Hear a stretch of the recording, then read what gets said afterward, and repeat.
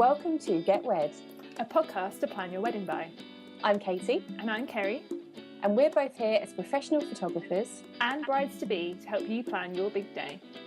Each week we'll discuss a topic that you'll encounter along your wedding planning journey. And with the help of fellow industry experts, we'll navigate this crazy wedding world together. Welcome back to Get Wed, everyone. And this week we have our first guest for season 5. Yeah, we are season 5. I completely forgot what season we're on. So we are welcoming Megan Cattermole to our conversation today, who runs Megan Cattermole Wedding Events and Styling. I hope I got that right. That was right, wasn't it? And she's going to talk to us a bit about how she started a business off of the back of her getting married. So welcome to the show, Megan. Hi. Hi, Megan. Right. Basically I started my business sort of the end of last year after getting married in August, and I basically have a business where I make all kinds of things to style your wedding, mainly signage, sort of big welcome signs, big backdrops, order of the day, signs, all kinds of things really to style your wedding. And I started my website end of November. Wow. So are you doing that full time, or are you doing that alongside another job? No, I do it alongside my other job. I work part time as a beauty therapist, so okay. I've always worked with brides. But I did. I was part time from when I had my little boy, who's 4, but since starting the business, I've kind of got quite busy with it now, and so now I only work my other job a couple of evenings and a Saturday. So it's great, really, because I get. When my little boy's at preschool, I get to do my wedding business, but I still get to do what I've been doing for 10 years. So I feel like I get the best of all worlds, really, at the moment. Yeah, you've been self-employed a long time then, haven't you, really? Yeah, I have. Pretty much most of my working life. Yeah, that's awesome. And you're based in Ipswich, aren't you? Yeah, I am, yeah. Cool. So before you got married, did you have any interest in this kind of sign, like the kind of more creative side of things, like the making signs and things? Big time. I've always been really into weddings. I was with my husband for 11 years before I got married, so I had a lot of time to think about it. And I just love all things weddings because it's like the ultimate opportunity to be really creative. And I always wished I'd sort of pursued art and design after school, and I kind of thought that boat had sort of sailed, but I'd always any opportunity to do anything creative, friends' birthdays, baby showers, hen do's, everyone's like, Meg, can you make this? Meg, can you make that? Can you make a cake topper? Can you do this? Can you do that? And I've always been totally up for it because I've always been just loved it. Always been a really keen crafter, I'd say. So when you kind of got married, what gave you the inspiration to just do all your own stuff? Was that quite daunting, doing your own wedding? It was a little. What it was because I had been with Dad for 11 years, and we've been to a lot of weddings, a lot of really beautiful weddings. I felt like our wedding was really quite eagerly anticipated, knowing I'm a bit creative as well. So I thought, like a lot of brides, I was obsessed with Pinterest and Instagram and things, and I saw these super cool, styled, modern sort of shoots. I knew I wanted a kind of modern, contemporary wedding because it suited us as a couple. But when it actually came to try and source a lot of the things that I was seeing in these shoots from like Australia and the States and stuff, I actually really struggled in the UK to find someone who could do the kind of signage and the styled stuff that I wanted, in the way I wanted anyway. And so I thought, okay, well, maybe I could do this myself, and did some research. I bought myself a rather expensive vinyl cutting machine and software. Wow. But the idea was that I would sell it after the wedding. That was the justification. Oh, okay. And that just never happened, because then I found myself using it for lots of different things, and then friends asked me to use it to do stuff for them, and then it sort of just developed from there, really. And I knew I was already going to be making lots of things for my wedding, like the invitations and the on the day stationery and stuff, but I didn't really think that I would make pretty much everything. Oh my god. So how did you learn how to use the machine and stuff? Were you just YouTubing? And yeah, I did a lot of YouTubing. Wow. Pinterest at first, because it didn't come with any instructions, and it was just a piece of software which was quite confusing. And this machine, it was a lot of like trial and error, and like I still learn loads of things about the software, like even now, like what I started off doing, like just lots of trial and error, really. Yeah. Out the window a few times. So did you give yourself lots of time to prepare for the wedding, or were you kind of stressfully making stuff in the week of? It was quite, we had a 20-month like engagement. It was quite long, and I sussed out, I knew kind of what style I was going for, like even like right from the off I wanted sort of industrial glam, sort of minimal modern thing. And so I just gradually started making things, and then, but I suppose basically from the January to the August, that was when I really started. I knew I had to start quite early on, so I didn't get like stressed, and because I was learning how to do it as well. Yeah. So what kind of stuff do you mainly make then, would you say? What's really popular? Well, what is really popular, which was a real surprise, like hit for me, was is sort of bridal party and groom party like gift boxes, what you give on the day of the wedding. We might have a dressing gown in them, and they're personalised, they've got their name on and things. Those are the things that have been successful right from the start, and I think their success has sort of led to more wedding inquiries from people who bought boxes, and they're like, oh, what else does she do? But the big things I like doing the most, and people contact me most, is the signage, and it's basically mainly clear perspex signage. You can get lots of different perspex, but the clear ones seem to be most popular, and like quite large, and I've done big backdrops, so they kind of looks like the words are floating. And that's cool. You can just have on my website, you can just buy sort of the standard signs and choose a font that you want, but also what I've loved is I'm doing more like custom things at the moment, where I've done sort of botanical leaves coming around the outside. For my own wedding, I had sort of gold and silver like mirrored hexagons sort of coming in from both sides. Someone contacted me the other day because they wanted sort of paint splashed up the back, which I thought was a really cool idea. So yeah, unusual modern signage, a bit of a step away from maybe the more vintage rustic like style, like blackboards and like wooden signs. A bit more modern. Yeah, that's really cool. It's quite nice to see something different coming through as well, because obviously as wedding photographers you see a lot of the same things. So I remember when Katie shot your wedding, she was like, look at this wedding I shot at the weekend, and I was like, oh my god. Yeah, it was so different, sort of modern and fresh. Yeah, it was so nice to see just something so different. So that's really nice to hear. You did well. So how have things been going for you? Have you found that it's taken off really quickly, or is it slow going? I'd say from launch in November, it really started to take off around Christmas time. And what it basically was that the boxes were really popular right from the start. And no one was really thinking weddings about Christmas. So I thought, I need to do something else. And a friend suggested I'd make kids' Christmas Eve boxes personalised. So I did those, and I seem to gain quite a lot of followers from doing that. There's a real sort of mummy crowd on Instagram, and anything like that.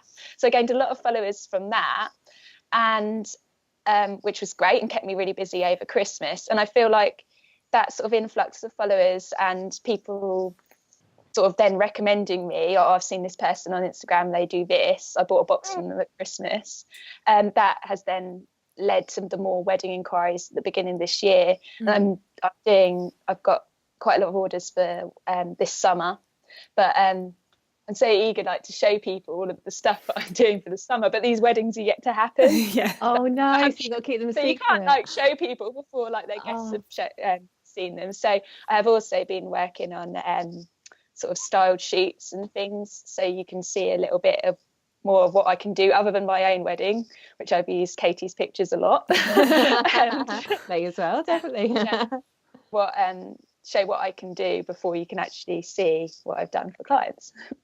Yeah, that's really exciting. That is so cool. So from Instagram, it's kind of naturally grown. That's so good, isn't it? How Instagram can help people like that. That's amazing. It's crazy. Like I always knew social media was quite powerful, and I've got a friend who's got a successful Instagram business, but I never realised that other than word of mouth, which I have had quite a few people from word of mouth, it's been the main source of my sales. Basically, has been all through Instagram. I don't even have a Facebook page, a website. Wow.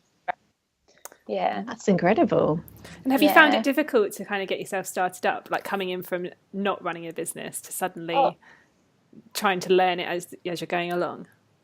Yeah, definitely. I have learned the importance of the social media, which I always knew, but I'm realising the power of it more and more. Like, my website hits directly correlate to what I've posted on Instagram, and I need to make sure that I'm posting consistently and it's interesting all the time. It's always, I really should post something today. I haven't posted something for a couple of days. And so, yeah, that has been quite hard. I have been self-employed for a really long time. So that has helped, although they're different businesses. I've sort of managed websites and stuff before for a salon I used to have, and that sort of thing, which has definitely helped me, I think. Is daunting. So what have you learned sort of since starting in November, would you say? What are the main things that you've learned from your business? I'd say it is mainly like the importance of social media, and but also I think time management probably. Oh yeah. Because I'm a little boy and I'm still trying to do my other job as well. When I started to get busier, I did used to panic and get quite overwhelmed. As soon as an order came in, I felt under pressure. I must get out like straight away. And then I think, how am I going to do this? I've only got when Arthur's at preschool, like these 3 days, like what am I going to do?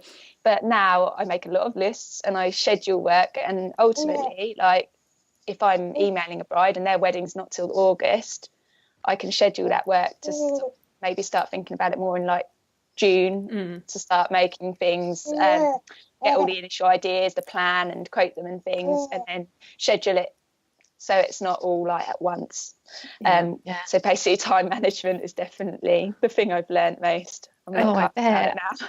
I think that's something that people really underestimate with running a business. Like, same with us. Like, we're obviously busier like for chunks of the year. So like April to September is mental for like wedding photographers, and it's just making sure you're allowing enough time in between to get things edited and things like that. And you spend the kind of winter twiddling your thumbs a bit, thinking, "Oh, what should I do?" And you're just having meetings, but then it all suddenly comes at once. So being prepared. It's like when Katie did our wedding, I knew she had like loads of weddings, like 4, like practically all in a row, and I thought, oh my goodness, how's she going to edit all of those? And then she's got more next weekend.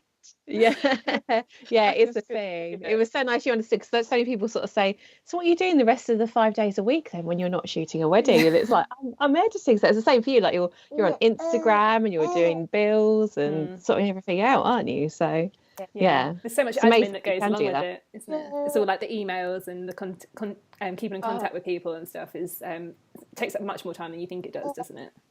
That's another thing I've really learned is like the emails and things, and everyone does things by email, and I always want to reply to people really quickly, and I'm like, right, I'll quote to you by the end of tomorrow, and I'm like, oh, time's going on, and I want to sit down and work that out, but actually work from like costing things out and things, and it does take time to answer those emails.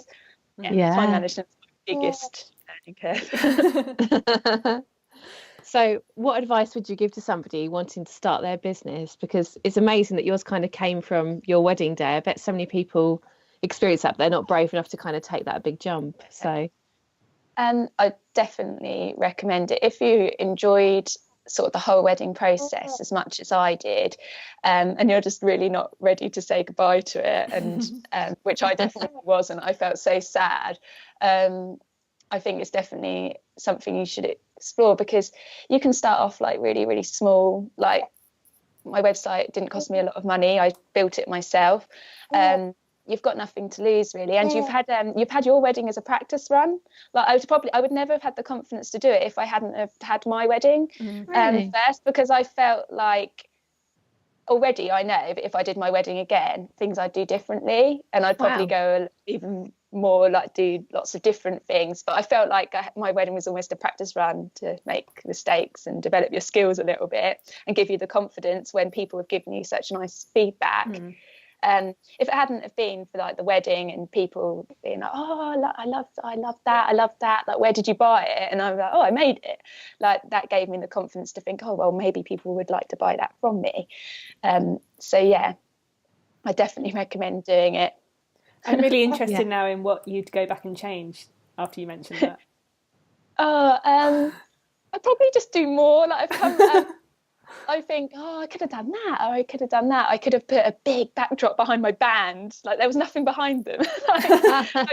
like when like brides come to me and they with like little ideas, it's like the paint splash thing. I was like, why didn't I think of that for my wedding?